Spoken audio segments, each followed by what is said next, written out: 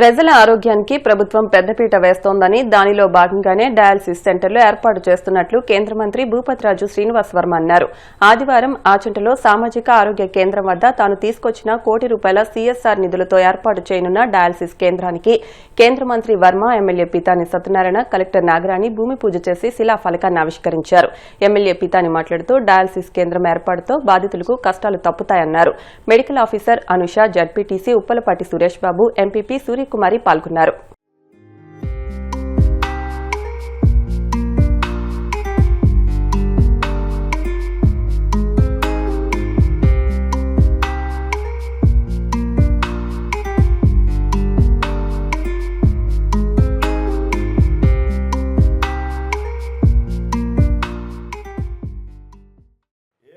Dialysis centre ఇక్కడ ఏర్పాటు చేయాలనేటువంటి ఆలోచన చేసి ఒత్తిడి తెచ్చినటువంటి వ్యక్తి ముందుగా శాసనసభ్యులు పీతాని సత్యనారాయణ.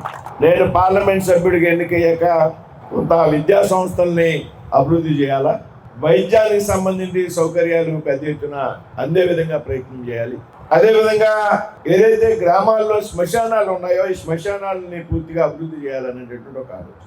ఈ రోడ్లు, డ్రైన్లు అన్నీ ఎప్పుడు ఉంటాయి. ఒక 1/2 కిలోమీటర్ రోడ్డు వేయాలంటే ఇవాళ ₹1,00,00,000. నాకు వచ్చేటువంటి ఎంపీ ల్యాడ్స్ సంవత్సరానికి 5 కోట్లు. కాబట్టి ఇవన్నీ వేరే ప్రయారిటీస్ ద్వారా మనం పూర్తి చేయాలనేటువంటి ఆలోచన చేసినప్పుడు కలెక్టర్ గారితో మాట్లాడితే కలెక్టర్ గారు కూడా డయాలసిస్ సెంటర్స్ మనం పెడితే బాగుంటుందండి అనేటువంటి ప్రతిపాదన ఆవిడ చేసినప్పుడు నేను కొంతమంది ఏదైతే ఇండస్ట్రియలిస్టులు ఉన్నారో సిఎస్ఆర్ ఏదైతే కార్పొరేటర్ సోషల్ రెస్పాన్సిబిలిటీ స్కీమ్ కింద వచ్చేటువంటి డబ్బులు ఏదైతే ఉంటాయో వాటిని పెద్ద ఎత్తున రిక్వెస్ట్ చేయడం ద్వారా, వారిని అడగడం ద్వారా కొంత గ్రాంట్ సంపాదించగలుగుతా ఉన్నాం. అందులో ముఖ్యంగా డయాలసిస్ సెంటర్లో చేయాలనుకున్నప్పుడు ఇవాళ కూడా భీమవరంలో డయాలసిస్ సెంటర్ లేదంటే ఇవాళ ఉదయమే అక్కడ భూమి పూజ చూసి ఇక్కడికి వచ్చాం. అంటే భీమవరంలో లేనటువంటి డయాలసిస్ సెంటర్ ఇవాళ చేసింది ఇవాళ ఆచంటలో కూడా చేసామంటే దీని యొక్క ప్రాధాన్యతను మీరంతా కూడా గుర్తుపెట్టుకోండి. ఆచంటలో ₹1,00,00,000తో, భీమవరంలో 2 కోట్లతో, తాడేపల్లిగూడెంలో 2 కోట్లతో, అదేవిధంగా తణుకులో ఉంది కాబట్టి అత్తిల్లో ₹1,00,00,000తో, తాడేపల్లిగూడెంలో ఉంది కానీ దానికి కెపాసిటీ సరిపోవట్లేదు. అదనంగా 2 కోట్లతో వేరే 10 మిషన్లు ఏర్పాటు చేస్తున్నాం. అదనంగా బిల్డింగ్ జరగవలసినటువంటి సమయానికి డయాలసిస్ జరగకపోతే ఆ పేషెంట్ పడేటువంటి ఇబ్బంది, ఆ కుటుంబం అనుభవించేటువంటి నరకం, వారానికి 2 సార్లు 3 సార్లు డయాలసిస్ అయినటువంటి సందర్భంలో ఈ విధంగా సిహెచ్సిలు, పిహెచ్సిలు ఏరియా హాస్పిటల్లో లేకపోతే ప్రైవేట్ హాస్పిటల్స్ కనుక మనం వెళ్ళవలసినటువంటి సందర్భంలో ఎంత ఆర్థికపరమైనటువంటి ఒత్తిడి కూడా తట్టుకోలేనటువంటి 4,000, 5,000 స్లాట్లు కూడా అనుకున్న సమయానికి దొరకదు. జరగవలసిన సమయానికి డయాలసిస్ జరగదు. కాబట్టి వీటిని అధిగమించాలి అంటే ప్రతి అసెంబ్లీలో ఒక డయాలసిస్ సెంటర్ పెట్టాలి. ఏదో రకంగా డబ్బులు తేవాలి. గ్రాంట్ ప్రభుత్వం దగ్గర డబ్బులు లేవు. ఆచంట మనం అసెంబ్లీ అనుకున్నప్పుడు అది వేమవరంలో పెట్టాలి. ఎక్కడ పెట్టాలంటే పీతాని సత్యనారాయణ గారు ఎట్టిపేస్లో అది అసెంబ్లీ హెడ్ క్వార్టర్ ఆచంటలోనే పెట్టాలనేటువంటి ఆయన వాదన కారణంగా, ఆయన ఆలోచన కారణంగా ఇక్కడ స్టార్ట్ చేస్తాం. ఖచ్చితంగా 6 నెలల్లో పూర్తి అవుతుంది. 6 నెలలకు పూర్తి చేయాలా. పూర్తి చేసిన 15 రోజుల్లోపు డయాలసిస్ యూనిట్లు వస్తాయి. రాష్ట్రంలో కూటమి ప్రభుత్వం అధికారంలోకి వచ్చాక ఈ రాష్ట్రంలో మళ్ళీ ప్రజల కోసం పనిచేసేటువంటి ప్రభుత్వం, ప్రజల గురించి ఆలోచించేటువంటి ప్రభుత్వం, వారి కనీస అవసరాలు తీర్చాలనేటువంటి ఒక తపనతో పనిచేసేటువంటి ప్రభుత్వాలు ఇవాళ రాష్ట్రంలో, కేంద్రంలో అధికారం. ప్రజాప్రతినిధిగా ఎన్నికైనటువంటి వ్యక్తులు ఎవరైతే ఉన్నారో ఖచ్చితంగా ప్రజల కోసం, ప్రజలకు జవాబుదారీ అయి పనిచేయవలసినటువంటి బాధ్యత. మీరు ఓట్లేస్తే సత్యనారాయణ గారు ఎమ్మెల్యే, గతంలో మంత్రి చేశారు ఇదే శాఖకి, హెల్త్ మినిస్టర్గా. కాబట్టి మీకు ఈ రకమైనటువంటి కమ్యూనిటీ హెల్త్ సెంటర్ ఇక్కడ డెవలప్ అయ్యి నేను చాలా చోట్ల తిరుగుతుంటా. ఏ విధంగా అన్ని విభాగాలకి డాక్టర్లు ఉన్నటువంటి కమ్యూనిటీ హెల్త్ సెంటర్ చాలా తక్కువ ఉన్నాయి.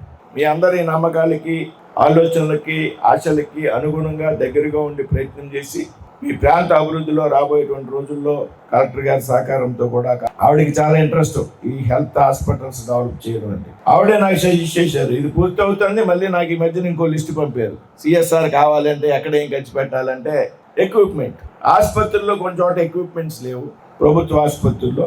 ఆ ఎక్విప్మెంట్కి ఏమైనా అయితే గ్రాంట్ తీసుకురాగలిగితే బాగుంది, తప్పనిసరిగా చేద్దామని చెప్పా. అదేవిధంగా మొన్న 3 రోజుల క్రితం ఢిల్లీలో కొంతమంది పెద్దలతో కూర్చున్నారు. ఒక మొబైల్ వెహికల్ అంటే ఒక బస్సు అంత ఉంటుంది.